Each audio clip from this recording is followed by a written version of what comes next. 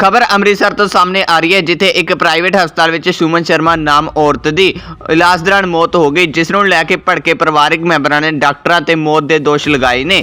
ਉੱਥੇ ਗੁੱਸੇ ਵਿੱਚ ਆਏ ਪਰਿਵਾਰਕ ਮੈਂਬਰਾਂ ਨੇ ਹਸਪਤਾਲ ਦੇ ਬਾਹਰ ਰੋਸ ਪ੍ਰਦਰਸ਼ਨ ਕੀਤਾ ਅਤੇ ਹਸਪਤਾਲ ਪ੍ਰਸ਼ਾਸਨ ਖਿਲਾਫ ਜੰਮ ਕੇ ਨਾਅਰੇਬਾਜ਼ੀ ਕੀਤੀ।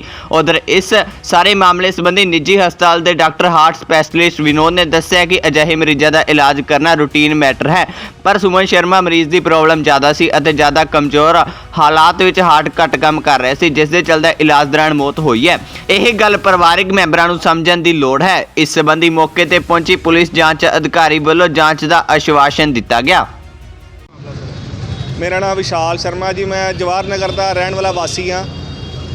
वीरवार तड़के सवेरे मेरे मदर सुमन शर्मा इन्हों का नाम है, उन्होंने कोई प्रॉब्लम आई साह की थोड़ी बहुत, तो मैं उस केस में इस हॉस्पिटल लाया उन्होंने को कि मैं चलो इतने ट्रीटमेंट करावांगे सही होएगा, बट मामला कुछ होर ही हो गया। अज मेरी माँ इस दुनिया च नहीं है, तो उसकी वजह ने यह हॉस्पिटल के डॉक्टर लालची डॉक्टर कॉरपोरेट हॉस्पिटल इतने डॉक्टर जतिंदर मल्होत्रा नाल विनोद कुमार, इन्होंने दोवां ने मेरी माँ का गलत इलाज करके मैनू फोर्सफुली इलाज किया गया। मैनू बिना पुछया दसिया कि बहुत मामला सीरीयस है, ज़्यादा कि इदा की कोई गल नहीं सी।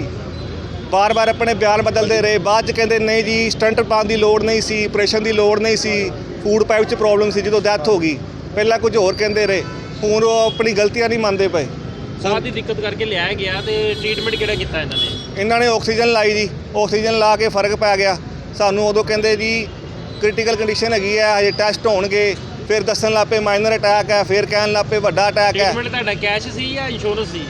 ਉਹੀ ਗੱਲ ਤੇ ਗਲਤ ਹੋ ਗਈ। ਇੰਸ਼ੋਰੈਂਸ ਦਾ ਕਾਰਡ ਇਹਨਾਂ ਨੇ ਵੇਖਿਆ ਤੇ ਇਹਨਾਂ ਦੇ ਫਿਰ ਲਾਲਚ ਆ ਗਿਆ ਮਨ 'ਚ। ਇਹਨਾਂ ਨੇ ਹੋਇਆ ਕਿ ਹੁਣ ਮਰੀਜ਼ ਨੂੰ ਵੱਧ ਤੋਂ ਵੱਧ ਬਿਮਾਰੀਆਂ ਦੱਸ ਕੇ ਵੱਧ ਤੋਂ ਵੱਧ ਇਹਦਾ ਆਪਰੇਸ਼ਨ ਕਰਕੇ ਅਸੀਂ ਵੱਧ ਤੋਂ ਵੱਧ ਪੈਸੇ ਠੱਗ ਲਈਏ, ਜੋ ਕਿ ਇਹ ਕਰਦੇ ਆਏ ਨੇ। ਇੱਕ ਵਾਰ ਜਿਹੜੀ ਬਹੁਤ ਵਾਰ ਕਰ ਚੁੱਕੇ ਨੇ। ਇਸ ਗੱਲ ਦਾ ਪਤਾ ਮੈਨੂੰ ਉਦੋਂ ਲੱਗਾ ਜਦੋਂ ਮੈਂ ਇੱਥੇ ਦਾਖਲ ਕਰਾ ਚੁੱਕਿਆ ਹਾਂ। ਮੈਨੂੰ ਬੜਿਆਂ ਨੇ ਸਲਾਹ ਦਿੱਤੀ ਕਿ ਵੀ ਇੱਥੋਂ ਕਢਵਾ ਲਾ, ਬਟ ਮੈਂ ਇਹਨਾਂ ਨੂੰ ਕਿਹਾ ਕਿ ਮੇਰੇ ਮਦਰ ਠੀਕ ਨੇ, ਉਹਨਾਂ ਨੂੰ ਛੁੱਟੀ ਦੇ ਦਿਓ।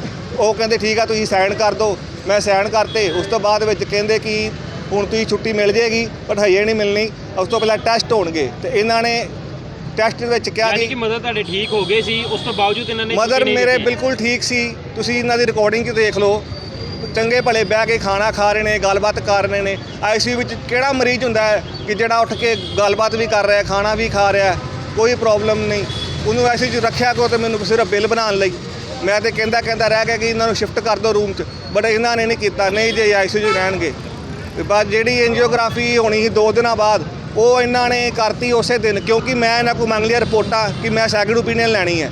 ਤੇ ਇਹਨਾਂ ਨੂੰ ਸੀ ਕਿ ਕਿਤੇ ਮਰੀਜ਼ ਭੱਜ ਨਾ ਜਾਵੇ। ਤੇ ਉਹਨਾਂ ਨੇ ਫਿਰ ਉਸੇ 2 ਦਿਨ ਜਿਹੜੀ ਬਾਅਦ 'ਚ ਕਰਨੀ ਸੀ ਆਪਣੇ ਬਿਆਨ ਬਦਲਤੇ, ਉਹ ਪਹਿਲਾਂ ਕਰ ਲਈ।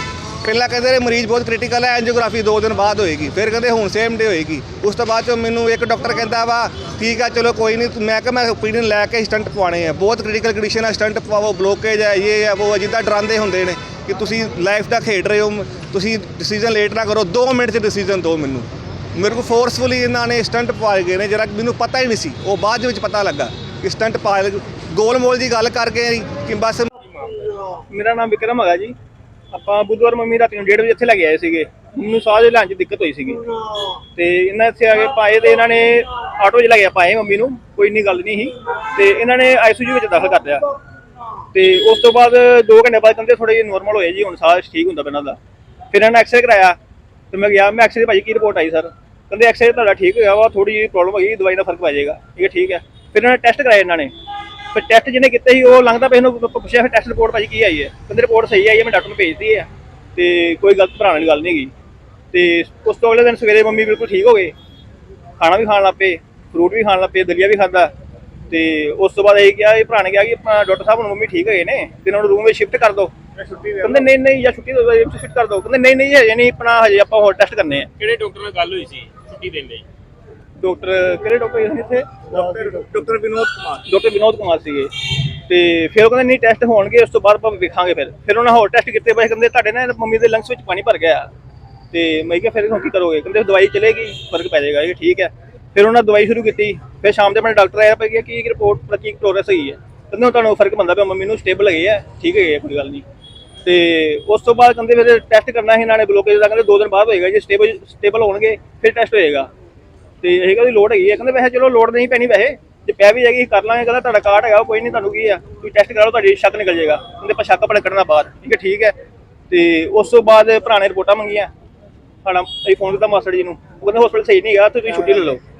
ਤੇ ਛੁੱਟੀ ਲੈ ਲਓ ਆਪਾਂ, ਫਿਰ ਚਲੋ ਉਹਨਾਂ ਨੂੰ ਕਿਹਾ ਆਪਣੇ ਰਿਪੋਰਟਾਂ ਦੇ ਦਿਓ, ਸਾਨੂੰ ਰਿਪੋਰਟਾਂ ਦੇਣ ਨਾ। ਫਿਰ ਡਾਕਟਰ ਘਾੜੇ ਫਰੈਂਡ ਦਾ ਵਾਕਫ ਹੋਇਆ ਸੀ, ਉਹਨੂੰ ਕਿਹਾ ਆਪਾਂ, ਫਿਰ ਉਹਨੂੰ ਕਿਹਾ, ਡਾਕਟਰ ਨੇ ਉਹਨੇ ਰਿਪੋਰਟਾਂ ਲੈ ਕੇ ਦਿੱਤੀਆਂ ਵੀ ਦੇਰ ਬਾਅਦ। ਉਸ ਤੋਂ ਬਾਅਦ ਡਾਕਟਰ ਵਿਨੋਦ ਆ ਗਏ, ਕਹਿੰਦੇ ਨਹੀਂ ਤੁਹਾਡਾ ਮਰੀਜ਼ ਸਟੇਬਲ ਹੈਗਾ ਵਾ ਤੇ ਇਹਨਾਂ ਨੂੰ ਬਲੋਕੇਜ ਵਾਸਤੇ ਟੈਸਟ ਕਰਨਾ ਪਏਗਾ। ਅਈਗਾ ਤੁਸੀਂ ਕਿਹਾ ਜੀ ਲੋੜ ਨਹੀਂ ਪੈਣੀ, 2 ਦਿਨ ਬਾਅਦ ਲੋੜ ਪੈਣੀ, ਕਹਿੰਦੇ ਨਹੀਂ ਹੁਣੇ ਸਟੇਬਲ ਹੈਗੇ, ਕਰ ਦੇਣਾ ਟੈਸਟ। ਅਨਸਟੇਬਲ ਹੈ, ਪਹਿਲੇ ਅਨਸਟੇਬਲ ਸੀ, ਅਨਸਟੇਬਲ ਤੇ ਕਰਨੀ ਫਟਾਫਟ ਕਰਾਓ ਤੇ ਟੈਸਟ ਕਰਾਉਣ ਗਏ ਆ। ਉੱਥੇ ਜਾ ਕੇ ਇਹਨਾਂ ਨੇ ਪੈਪਾ ਪੂਪਾ ਪਾਈਆਂ ਵਿੱਚ, ਸਾਨੂੰ ਫਿਰ ਬਾਅਦ ਘੰਟੇ ਬਾਅਦ ਬੁਲਾਇਆ ਸਾਨੂੰ, ਕਹਿੰਦੇ ਆਵੇ ਫਿਰ ਇਹਨਾਂ ਦੇ ਬਲੋਕੇਜ ਹੈਗੀ ਬਹੁਤ ਜ਼ਿਆਦਾ। ਇਹ ਤੁਹਾਨੂੰ ਸਮਝ ਨਹੀਂ ਗਈ, ਤੁਹਾਨੂੰ ਪਤਾ ਹੈਗਾ ਬਲੋਕੇਜ ਹੈ ਕਿ ਨਹੀਂ ਹੈ, ਕਹਿੰਦੇ ਨਹੀਂ ਤੇ 2 ਪਾਈਪਾਂ ਵਿੱਚ ਬਲੋਕੇਜ ਜ਼ਿਆਦਾ ਵਾ, ਇੱਕ ਵਿੱਚ ਬਲੋਕੇਜ ਘੱਟ ਗਈ ਹੈ ਤੇ ਉਹ ਦਵਾਈ ਨਾਲ ਠੀਕ ਹੋ ਜਾਏਗੀ, 2 ਸਟੰਟ ਪੈਣਗੇ। ਅਸੀਂ ਤੁਹਾਨੂੰ ਆਪਣੀ ਸੀਡੀ ਦੇ ਦਿਓ ਤੇ ਆਪਾਂ ਸੀਡੀ ਖਾ ਕੇ ਤੇ ਸੈਕਿੰਡ ਓਪੀਨੀਅਨ ਲਵਾਂਗੇ ਆਪਾਂ। ਕਹਿੰਦੇ ਕੋਈ ਨਹੀਂ, ਤੁਹਾਡੇ ਕੋਲ 15-20 ਮਿੰਟ ਹੈਗੇ ਆ, 15-20 ਮਿੰਟ ਤੱਕ ਹੋ ਗਏ ਆ, ਤੁਸੀਂ ਆਪਣਾ ਡਿਸਾਈਡ ਕਰ ਲਓ। ਫਿਰ ਸਾਨੂੰ ਅਸੀਂ ਬਾਹਰ ਆਏ ਆ, ਫਿਰ ਸਾਨੂੰ ਬੁਲਾਉਣ ਆ ਗਏ, ਕਹਿੰਦੇ ਤੁਸੀਂ ਡਾਕਟਰ ਮਲਹੋਤਰਾ ਕੋਲ ਜਾਓ ਥੱਲੇ। ਅਸੀਂ ਡਾਕਟਰ ਮਲਹੋਤਰਾ ਕੋਲ ਆ ਗਏ, ਉਹਨਾਂ ਨੂੰ ਪੁੱਛਿਆ, ਕਹਿੰਦੇ ਮੈਂ ਵੇਖਦਾ ਪਿਆ ਵਾਂ ਤੁਹਾਡੀ ਮੰਮੀ ਦੀ ਨਾ ਹਾਲਤ ਬਹੁਤ ਮਾੜੀ ਗਈ, ਬਹੁਤ ਸਹੀ ਨਹੀਂ ਗਈ।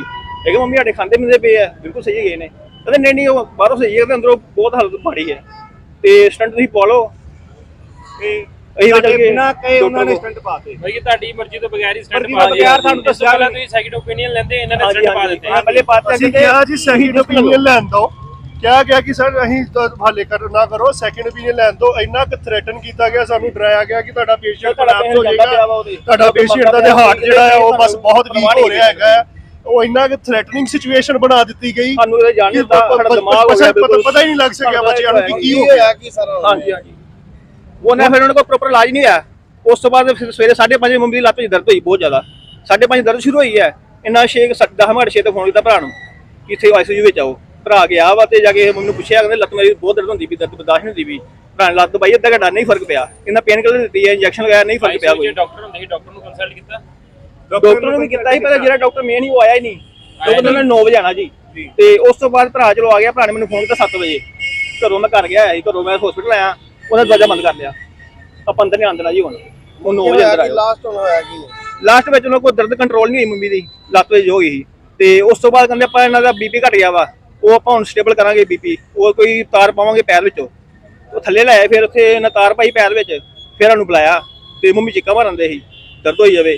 ਤੇ ਕਹਿੰਦੇ ਨਹੀਂ ਤੁਹਾਡਾ ਨਾਲ ਬੀਪੀ ਵੀ ਠੀਕ ਹੈ ਹੁਣ, ਤੇ ਹਾਰਟ ਬੀਟ ਵੀ ਠੀਕ ਹੈਗੀ ਹੈ, ਸਭ ਕੁਝ ਠੀਕ ਹੋ ਗਿਆ, ਕੋਈ ਗੱਲ ਨਹੀਂ। ਕਹਿੰਦਾ ਤੁਹਾਨੂੰ ਵੇਖ ਕੇ ਘਬਰਾ ਗਏ ਤਾਂ ਕਰਦੇ ਪਏ, ਤੁਸੀਂ ਬਾਹਰ ਜਾਓ। ਅਸੀਂ ਬਾਹਰ ਆ ਗਏ।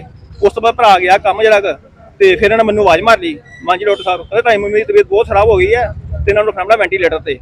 ਮੈਂ ਕਿਹਾ ਸਰ ਤੁਸੀਂ ਕਹਿੰਦੇ ਵੀ ਠੀਕ ਹੈਗੇ ਆ, ਹੁਣ ਫਰਕ ਪੈ ਜਾਣਾ ਵਾ, ਮੈਂ ਦਰਦ ਦੇ ਕੰਟਰੋਲ ਕਿਉਂ ਨਹੀਂ ਹੁੰਦਾ ਪਿਆ। ਕਹਿੰਦੇ ਕਰਦੇ ਪਏ ਆ, ਜ਼ਿਆਦਾ ਖੂਨ ਪਤਲਾ ਕਰਾਂਗੇ ਦਿਮਾਗ ਦੀ ਨਾਲੀ ਫਟ ਜਾਏਗੀ ਤੇ ਵੈਂਟੀਲੇਟਰ ਨੂੰ ਰੱਖਣਾ ਪੈਣਾ ਵਾ, ਤੁਸੀਂ ਦੱਸ ਦਿਓ ਸਾਨੂੰ।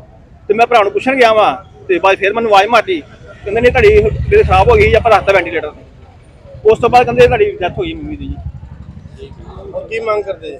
ਮੰਗ ਸਾਡੀ ਇਹੀ ਜੇ ਇਨਕੁਆਇਰੀ ਇਹਨਾਂ ਦੀ ਹੋਵੇ, ਸਾਨੂੰ ਇਨਸਾਫ ਮਿਲੇ, ਜਿਹੜੇ ਇਹਨਾਂ ਨੇ ਸਹੀ ਕੰਮ ਨਹੀਂ ਕੀਤੇ, ਜਿਨ੍ਹਾਂ ਕੋਲ ਇਲਾਜ ਨਹੀਂ ਹੈਗਾ ਹੀ ਸਾਨੂੰ ਪਹਿਲੇ ਕਹਿੰਦੇ। डॉक्टर साहब रिकॉर्डिंग पर्पज अपना नाम दस के और की है सारा दस। मैं डॉक्टर विनोद हूँ, मैं हार्ट स्पेशलिस्ट हूँ यहाँ पे द कॉर्पोरेट हॉस्पिटल अमृतसर में। देखिए मामला ये है कि हमारे पास एक पेशेंट आती है 2 दिन पहले, मिसेस सुमन शर्मा। वो रात को आती है, उसको मेजर हार्ट अटैक हुआ होता है और पूरे लंग्स में पानी जमा होता है, जिसको टेक्निकली स्पीकिंग हार्ट फेलियर बोलते हैं हम। और पेशेंट बहुत सिक क्रिटिकल कंडीशन में होता है, उसका बीपी बहुत कम होता है, तो उसको हम मैनेज करते हैं मेडिसिन दवाइयों के साथ, क्योंकि इमीडिएटली हार्ट अटैक का पेशेंट जब भी आता है और हार्ट उसका कंजेशन होती है, लंग्स में हार्ट फेलियर होता है, तो इमीडिएटली हम उसको इंटरवेंशन नहीं कर सकते, एंजियोग्राफी वगैरह जो फर्दर ट्रीटमेंट होता है वो नहीं कर सकते। उसको हम यूजुअली स्टेबलाइज करते हैं पहले, ताकि उसके पैरामीटर्स स्टेबल हो जाएं और उसके बाद हम नेक्स्ट लेवल पे जाएं, उसको जो भी ट्रीटमेंट होता है। तो उसको हमने स्टेबलाइज़ किया। पेशेंट रात को आया था 1-1:30 बजे के करीब, और उसको हमने स्टेबलाइज़ किया ओवरनाइट। और अटेंडेंट्स को हम टाइम टू टाइम समझाते रहे कि पेशेंट आपका बहुत क्रिटिकल है, इनका बीपी बहुत कम है, मेडिसिन से हम बीपी को बढ़ा रहे हैं और स्टेबलाइज़ करने की कोशिश कर रहे हैं।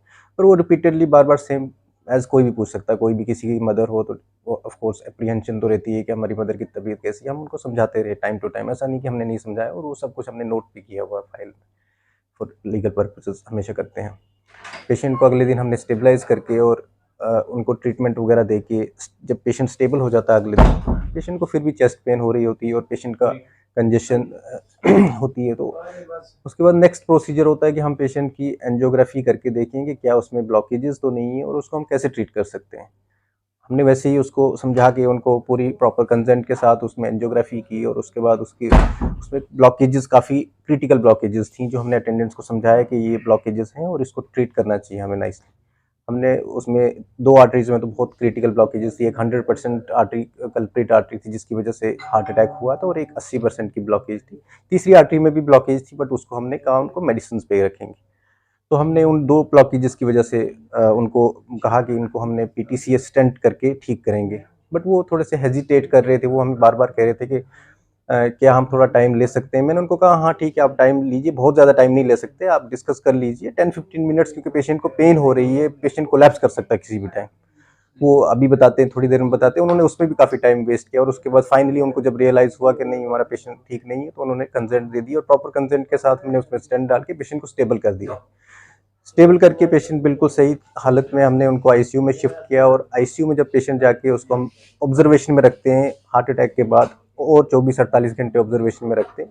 और ऑब्जर्वेशन में पेशेंट जब था तो सब ठीक चल रहा था, लेकिन पेशेंट को अगली मॉर्निंग, मतलब आज मॉर्निंग में पेशेंट का बीपी ड्रॉप होना शुरू हो जाता है, दोबारा से पेशेंट रेस्टलेस होना शुरू हो जाता है। तो हमें ये देखना होता है कि क्या पेशेंट में के स्टेंट में कोई ब्लॉकेज दोबारा से तो नहीं आ गई स्टेंट।